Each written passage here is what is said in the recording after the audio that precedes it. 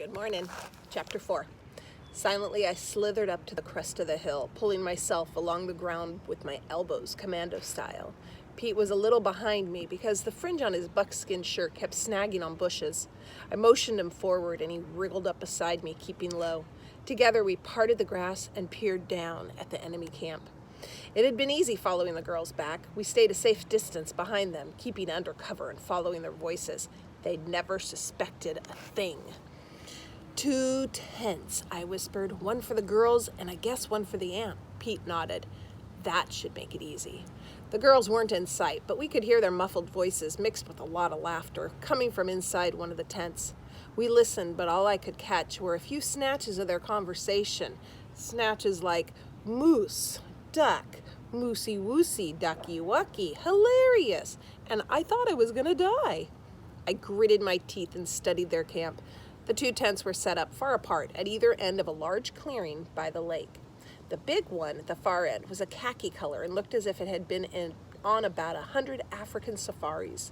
The canvas was scruffy and worn and was covered with all sorts of patches, but the tent itself was all ship-shape and taut. It had a large canvas awning that stretched out from the front and was held up by 2 poles. In the shade of the awning were a small folding table with some books scattered on it, a canvas stool, and a tripod for a camera. The tent near to us was a modern one, 2-man, A-frame made of red nylon. It was the one the girls' voices were coming from. Between the tents, but set forward near the lake, was a stone fire ring with an iron grate. The shoreline was curved and rocky, with a tiny stretch of sand at the far end near the big safari tent. 2 canoes were beached at the sandy spot. Also at the far end, tied between 2 trees, was a clothesline with 2 t-shirts and a pair of white socks hung out to dry. I was busy gauging the distance between the forest and the lake when suddenly the girls came bursting out of their tent, still laughing. At us, of course. Pete and I must have been the best entertainment they had had in years. "Funny," muttered Pete in a low voice. "They think they're so Lo!" cried the one named Jill, gesturing grandly at her friend. "It is I, Mighty Moose." "Behold," replied Sunny with her arms thrown wide. "It is I, Dummy Duck." Pete made a choking sound and started over the hill. I grabbed his arm and pulled him back. "Hear me, oh duck," said Jill. "Why are thy tennis shoes all wet and squishy?" "Because, oh Moose, I have fallen into the stormy sea. After all, they do not call me Dummy Duck for nothing." Naturally, they practically choked to death laughing over that one. Then they went on for a while longer, more or less in the same vein.